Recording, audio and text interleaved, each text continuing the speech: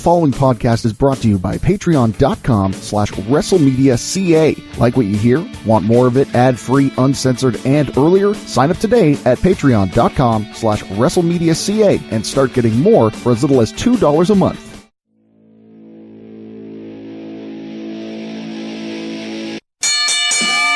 Ladies and gentlemen, it is now time for your main event, where news and opinions on the sport of kings collide. WrestleMedia is proud to present The Wrasslun Show.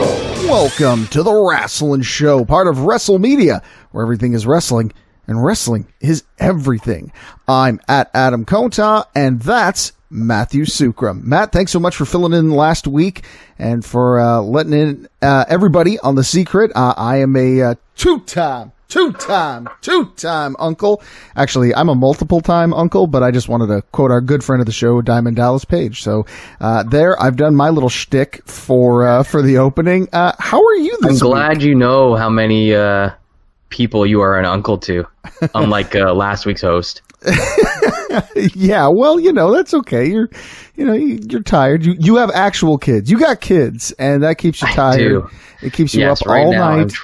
I'm trying to find my zen after a difficult bath time, and just two babies that were staying up a little bit later than their normal bedtime, and let's just say crap hit the fan at that point. Was it literal crap, though? Because as somebody who has witnessed a newborn baby recently, I can tell you that is possible. I've seen it. It's disgusting. Childhood is disgusting. It really is. No, it was just tantrums, just the terrible twos. We have entered them, and it seems like there's no end in sight.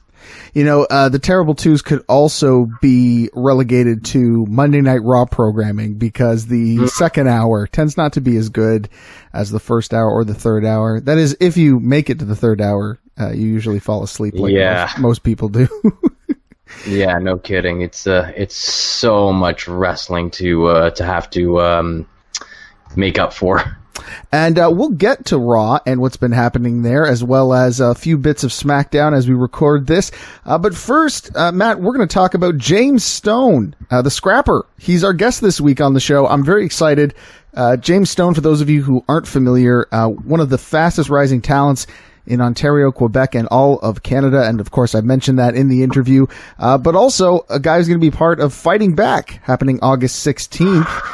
It's all for cancer. 100% of the tickets sold fight cancer. They go towards the Canadian Cancer Society, all in the memory of Frank Morin. James Stone's going to be there. Cody Rhodes is going to be there. Joey Janela's going to be there. MJF is going to be there. The Dark Order is going to be there. Guess who else is going to be there, Matt? Us. You're absolutely 100% correct. WrestleMedia will be in the house. Now, I've been told that the space that is being used to hold the show, St. Anthony's Hall, it's going to be packed in there. It's going to be tight. I mean, I'm sure that's awesome to hear. I'm sure it's going to be a sold-out show. And because of that, they said, well, we can't have you do your usual setup where you've got a table and everything set up there, which is cool, no problem. But we are going to be there. We are going to be in person. We're going to be handing out some flyers, letting people know about who we are, what we're doing, and we may have something special going on that night, like a contest. Yeah, you see, Matt, we're going to hand out these flyers at the show, and each of these flyers is going to have a way for those in attendance to win a very cool prize exclusively for those who are in attendance. So all you C4 fans, this is your opportunity to win something really cool from WrestleMedia just by grabbing yourself a ticket to the show. So if you didn't have enough of a reason to check it out, now you do. So go and check it out right now. Get your tickets at c4wrestling.com and check that out. It's going to be amazing. I can't wait for the show. It's going to be amazing. But guess what? We're not done. We've actually got a couple of shows that we are going to be attending to, Matt. I just want to run them down real quick here for those of you who are going to be in Toronto in just a few weeks, say from, Thursday, August 8th to, the 11th, 12th. You may have heard that a big company, WWE, is putting on a show that week, a couple of shows actually, and WrestleMedia, we wanted a little cut of that. But there's more to the wrestling world than WWE.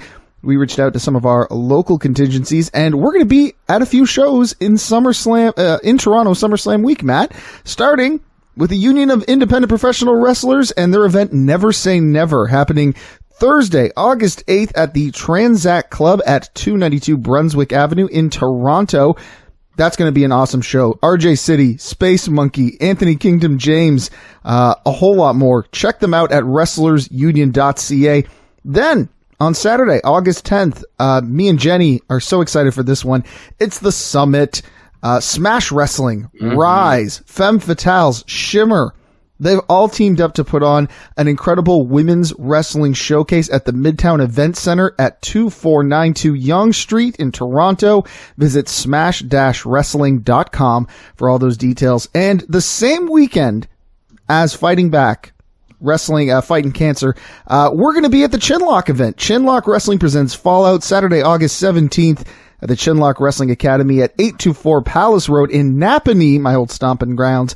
We're going to be back there. Jan Murphy is going to step in the ring against CJ Felony for the Cale Murphy Memorial Championship. It doesn't get a whole lot bigger than that. So make sure that you get your tickets to these events. We're going to be there, LIVE, live and in living color, baby, as Dusty Rhodes once said. Make sure you join us on tour. We're going to have a blast, and we want you to have a blast with us. Matt, before we jump into the news of the day, I think we should hand it over to our guest, James Stone. He's waited patiently. He has been, yeah.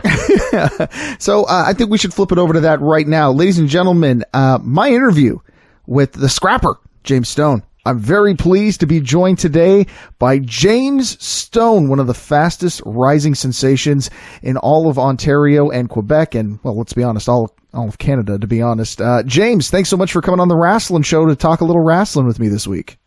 Wow, that was a nice intro. Thanks, man. I try to keep it simple but honest. That's how I'd like to do things. Yeah, it's just weird to be called the fastest rising star after like 2 decades. So. Well, okay, let's talk a little bit about that then. So how long have you been out on the circuit? How long have you been plying your trade? My biggest regret is not like keeping dates of stuff, but it's got to be close to 20 years. I think I started training in 2000. So you're a veritable veteran of the scene. I mean, yeah, one would assume, right? Okay, so expand on that. What do you mean by that? One would assume. I don't know. I'm terrible at taking like compliments and praise, so I'm gonna like reject it as much as possible. Which is funny because I've been doing this a long time. Yeah. Awesome. Great. Well, then I'm sure you'll have more than a few stories for us to talk about there as we continue on with the interview and as we move forward. I know you just said you're not really great with dates, but let's go back a little bit, back to the beginning, actually. I want to talk a little bit about, for any of our listeners who may not be familiar with you across your 20 years on the indie scene, where were you born and raised? Where did you grow up? Tell us a little bit about James Stone the Kid. I grew up in Montreal. To an immigrant Italian family, and let's see, I got into wrestling. I was in grade 6, so I was probably about 11 years old. I think I heard somebody at school like talking about Bret Hart and Shawn Michaels and stuff like that. So I pretty much decided to check it out so I could fit in with some people at school. And I ended up getting hooked. I remember the first pay-per-view I saw was WrestleMania 10 with Owen and Brett. And then I never stopped, really. Yeah, I just got hooked from then on. And I went back and did all my research on stuff I missed, and I fell in love with Macho Man and Savage and Steamboat, and then you know how it is. It's like it just kind of steamrolls from there. It just grips a hold of you, and it doesn't want to let go. Yeah, you're just like, man, I got to catch up. I missed like 10 years of WrestleMania. Yeah. What was it about it when you were a kid that appealed to you and made you go, wow, this is kind of awesome? I didn't know at the time, but looking back on it, I would say they're pretty much like real-life superheroes, you know?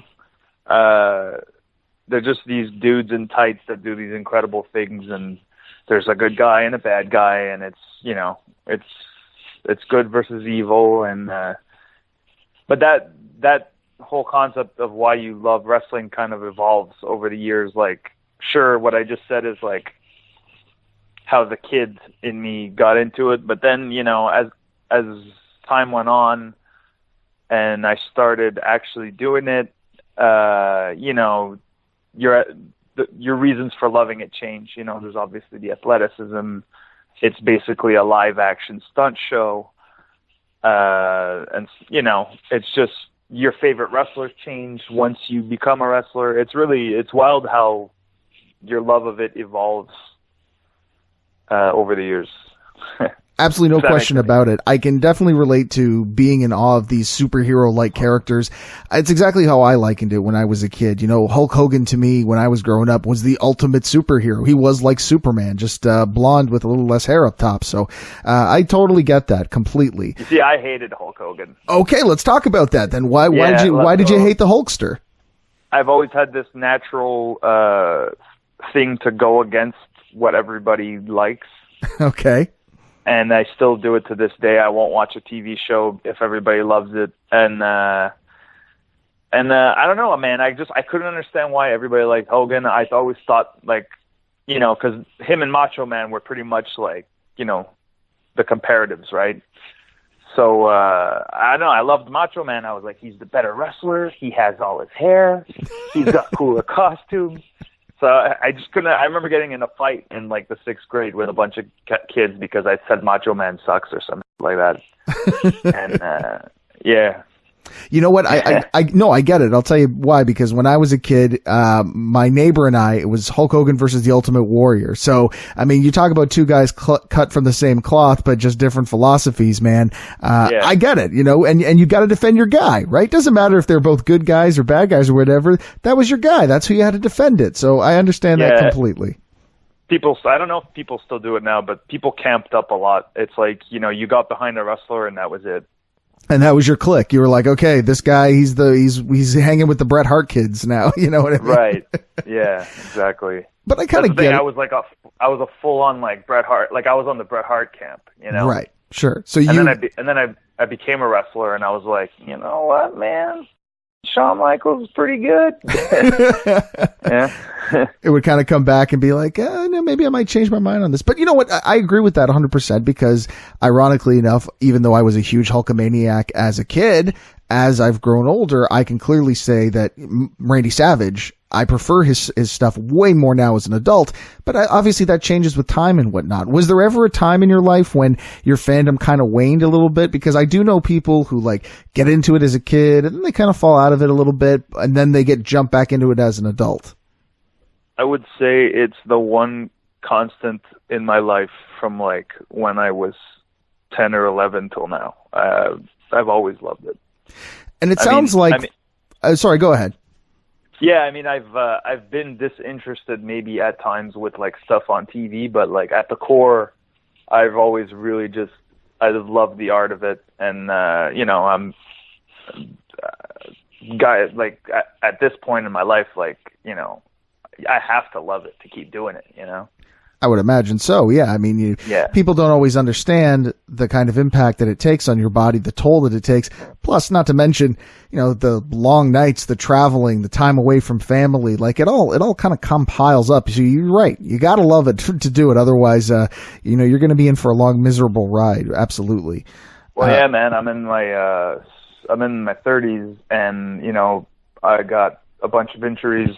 Like I've been wrestling longer than I haven't been wrestling at this point in my life. And, you know, the only thing keeping you going at some points is your love of it, like anything else. And, it's the thing that keeps you going when, you know, you can't get out of bed, when you go to a doctor and he tells you, you know, you're in pretty good shape, but you have the back of a 60-year-old, you know, that's really just what drives you and keeps you going. Was there ever a moment or a time, or did you ever remember like a particularly difficult evening where you seriously considered, that's it, I'm hanging it up, I'm done with this, it's not worth it? One time, I went to a chiropractor for the first time about 2 years ago, and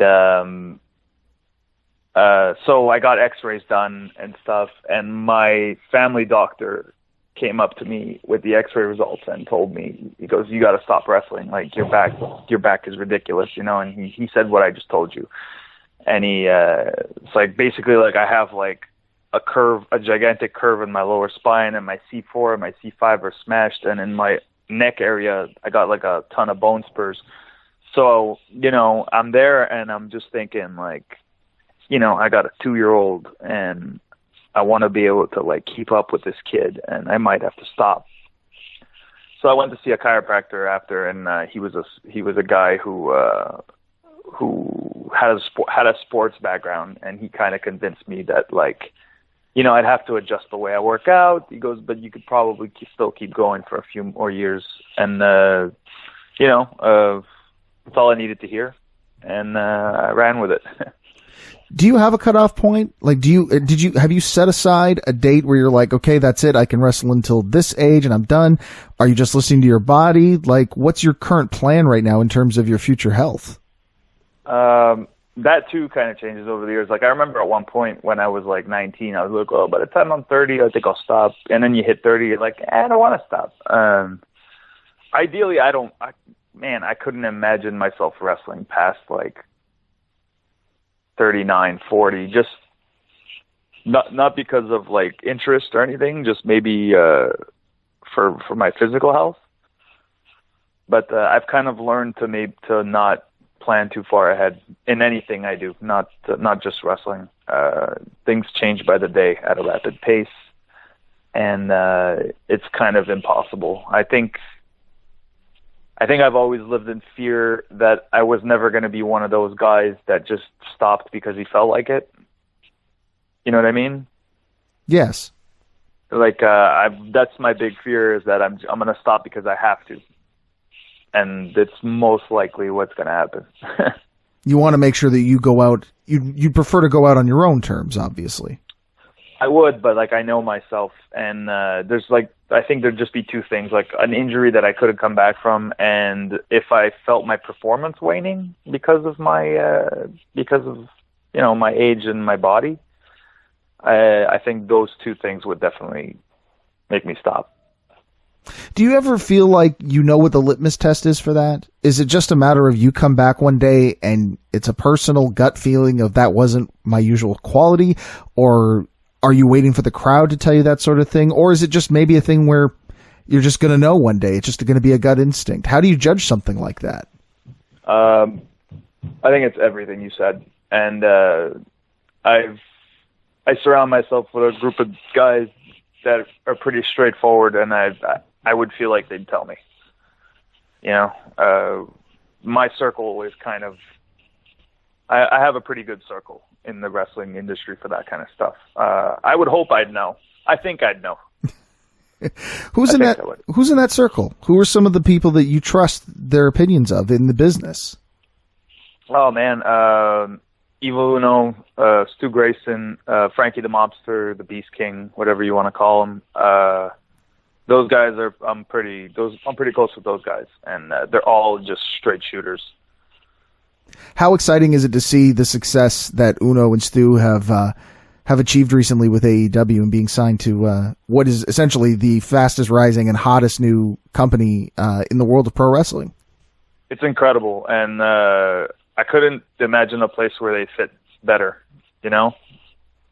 And like, I've known for a while, but it's just, those two are hustlers, man. I don't know if people give them enough credit. I mean, they work hard. They are great performers. They are great characters.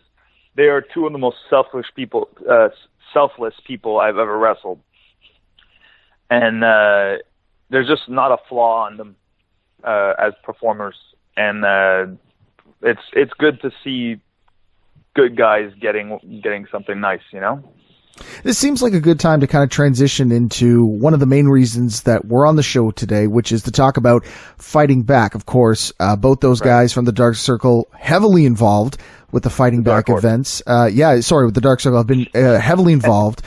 Sorry about that. With the it's okay. With the Fighting Back events, as have a lot of different peoples in the in the Ontario and Quebec indie scene. Tell us a little bit about your involvement with them, how many you've been involved with, maybe some of your favorite memories from the past versions of it. And if you had a chance to, over the past 20 years, I'm sure you have, get to know Frank, the guy that this is all about. Frank, I knew Frank casually. He was a really, really great guy. I feel like, because I live in Gatineau now, I feel if I lived here back then, I probably would have been friends with the guy. But Frank was a really great guy. And towards the end of his life, he was actually starting to hit his stride as a performer. You know, I remember a couple of months before he got sick, watching one of his matches at Foot, probably for ISW. And I was just thinking, like, man, he's coming along, you know, he's intense, he's getting good. And my best memory of Frank is Jeff Parker from 3.0 used to host these Halloween parties every year. And I threw a costume together, and I was just like, it was like a gorilla costume, and I threw a shirt on that said, "If you don't want to party, don't come." And I stole a song from somebody, and I put it over the gorilla suit. It was just really ridiculous. And I go to this party, and then Frank walks in, and he's dressed like a banana. And like the whole room just froze. we just ran at each other and like just embraced each other, and we were dancing and stuff. It was like, that's like my best memory of Frank. Yeah, that's definitely the first thing I think of. Clearly a guy that knew how to read the room and what the moment called for. Yeah, big time. Do you remember hearing about his passing? Did it come as a shock? Is it something that he kept closely guarded, or was it expected? I remember when I found out he got sick, nobody had really known, and Uno and Stu had posted a photo of the three of them, and they were all on a bed, and they had all shaved their heads, like every single one of them. And you know, that was kind of like, I was a little jarring because, you know, I know what that means. And so I messaged Uno and I said, are one of you sick? And then he told me about Frank. And I guess lucky enough for Frank, I don't think he suffered too long. I think it was just a matter of months. And then he passed away. It was really, he was young. I think he was 23, if I'm not mistaken. It's always difficult when you hear about somebody passing away from cancer so early into life with so much potential ahead of them. Tell us a little bit about how Fighting Back came to your attention. I was on, again, I'm bad with dates. That's fine. I was on the first couple of them because I'd been in and out of C4 over its existence. Like, so I'd been on the first couple of Fighting Backs, and then in my recent run with C4, I had come back like a few years ago, and I had always known about it from the beginning. I mean, I'm close with that circle of guys, and it's the one show a year where it's not about you, which is kind of nice. We all kind of, I find it cool that we all kind of give up our pays for an evening and just try and do something good, because we're all basically like high grade carnies, you know, all year long. We go to these shows, we hustle for money, we hustle for shirts, we hustle merch, and it's just to kind of, you know, help us out a bit more, and we get this gratification from the crowd, so that feeds our egos. And Fighting Back's not about that. Fighting Back is about just this cause that is incredible, and just kind of giving it all up, you know, to raise some money. And it's good for the soul, I'd say. It's definitely one of my favorite shows of the year. As it is for a lot of people, for obvious reasons. Yeah. tell us about if you've got do you have a favorite moment from one of the fighting backs or something that particularly stands out from you? Because everybody that I've spoken to have said it's very special. Like, it's a very special night, and there is something in the air that makes it different from other wrestling shows. Yeah, it's that vibe. I can't think of a personal moment from that show that stands out to me. I think it's maybe yet to happen. But I could tell you the vibe is incredible. Every time they release the number is it's always great. The way the crowd just genuinely gives a shit is nice too. I don't know. Am I allowed to swear on this thing? You know what? Even if we weren't, you've been going, man. So it's all good. We edit things out. Don't worry about it. Tell you what. Okay, cool. Let me put a quick plug in here. Anybody who wants to hear it uncensored can go to our Patreon and get it uncensored. For those of you listening for free, you've heard a couple of beeps. All right. Sorry, I didn't know that. No, it's all good. It's not a problem. That's what I said. We want our guests to be themselves, and then we'll deal with anything else in post. All right, I don't want to just make more work for anybody. No, it's not at all. Not a worry at all. You just be you, James. That's what we want. Cool, man. Cool. Yeah, that show is great. It's really, really nice. Nothing else compares. And real quick, we're going to plug C4Wrestling.com. That's where you can go get all the information. August 16th this year at St. Anthony's Banquet Hall. 523 St. Anthony Street in Ottawa. Make sure you get your tickets right now, because trust me, they're going to go very quick. They're almost completely gone. And of course, as James had mentioned, 100% of ticket sales are donated to the Canadian Cancer Society. Let's make this year the absolute biggest it can be. Obviously, there's going to be some big names there as well. Cody's going to be there. I believe Joey Janela has also been announced. It's going to be a huge event. There's always some big names. Have you ever gotten on one of these cards with some of these names and thought to yourself, man, I just really hope I get, against that person? Like, who's on your bucket list right now for some talent that you'd really love to work with that you haven't had a chance to yet? Just like in general? Yeah, sure. I've covered a lot of ground, especially in the last year or so, ever since I've been mostly singles. I really want to work with Josh Alexander at some point.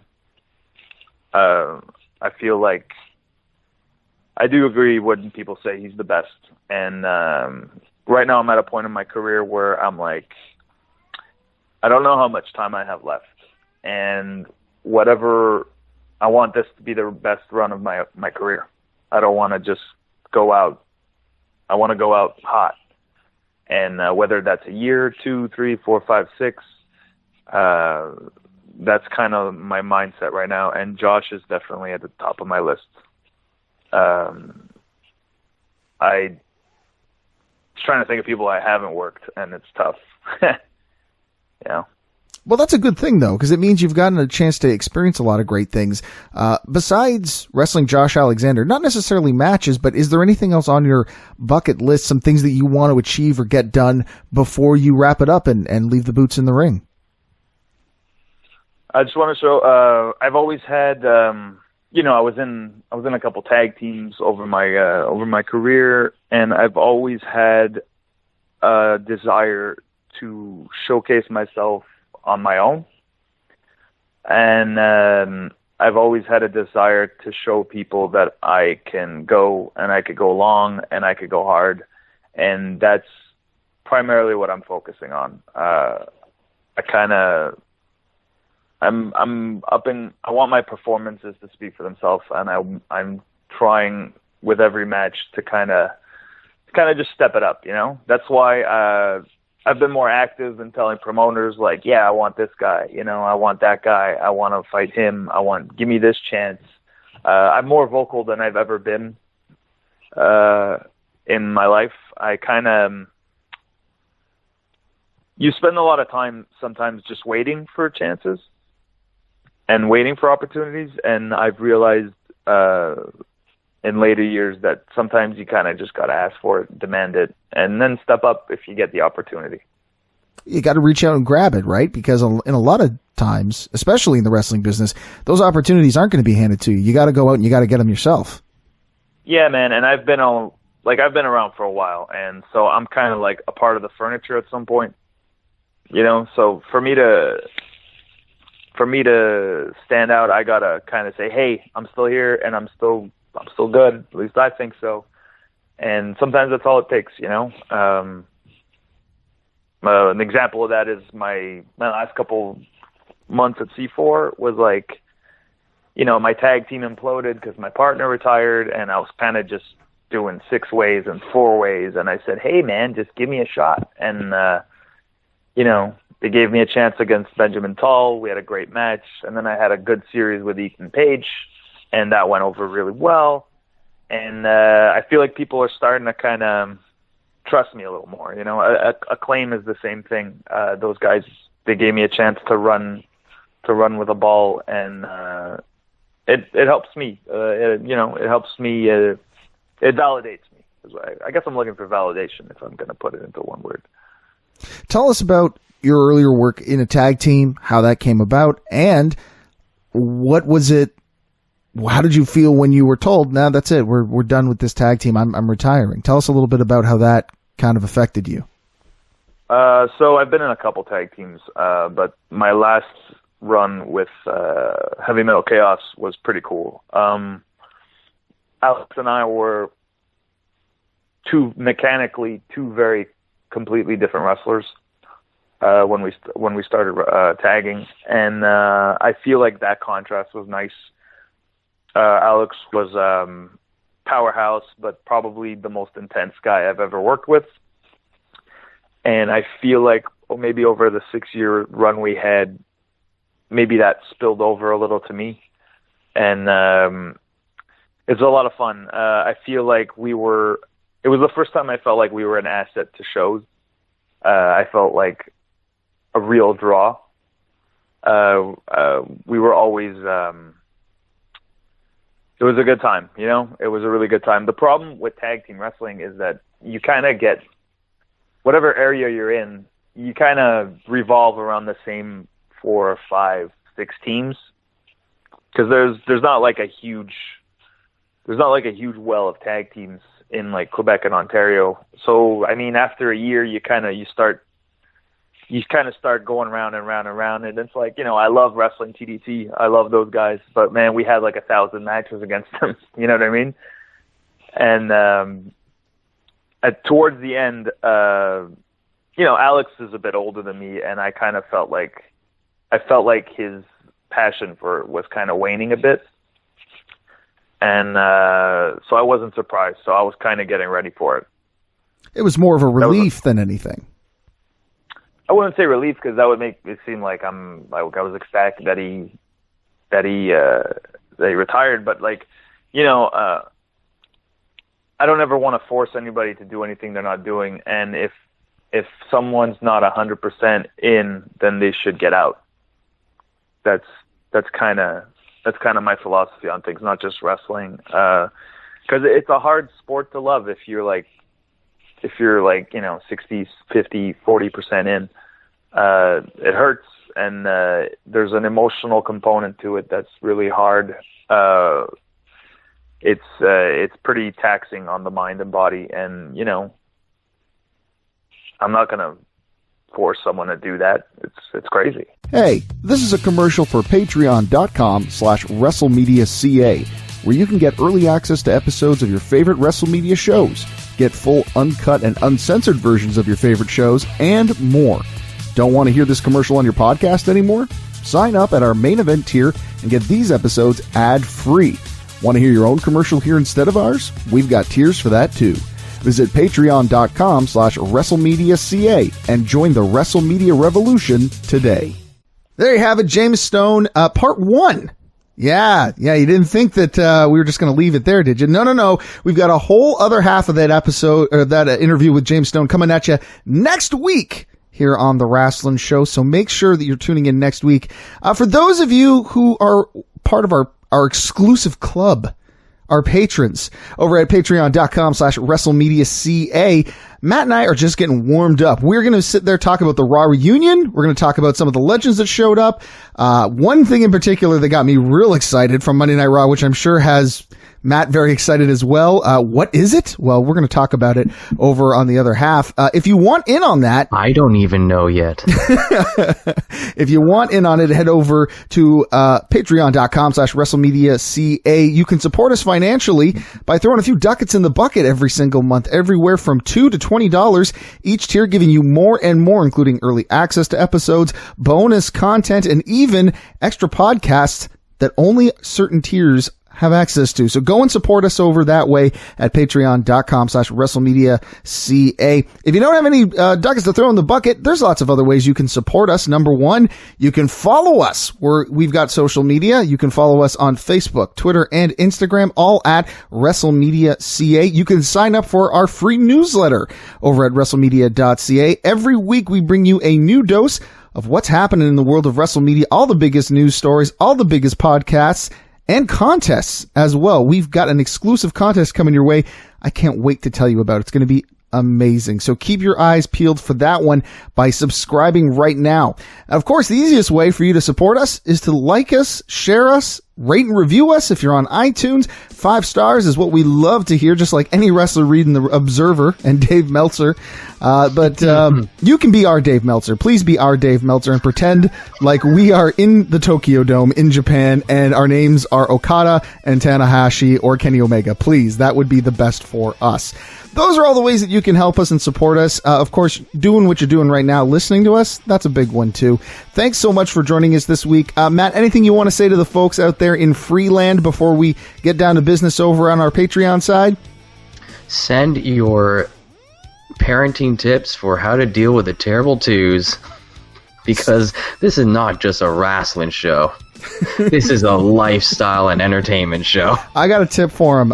Keep them up and make them watch the 3rd hour of Raw. Even if there is good stuff on there, they'll be dead tired by the time they're finished, because that's how I feel every week. Okay, that's all I got. That's where my head is at now. Matt Sukram can't disagree with you there. Matt Sukram is too tired to respond, so we're going to leave it at that this week for all of you listening to us for free. Thanks so much, patrons. We'll see you on the other side. And until then, I'm at Adam Konta. That's at Matthew Sukram. And you know what to do. Listen, share, subscribe, repeat. This has been a presentation of WrestleMedia, where everything is wrestling and wrestling is everything. Here's what you're missing out on right now over at patreon.com/WrestleMedia.ca. Let's talk about the other segment, because I'm pretty sure you and I are on the same page about hopefully something that will come out of it. Tell us about it. Bray Wyatt has a new finisher. Yeah, he does. Want more? Sign up now at patreon.com/WrestleMedia.ca.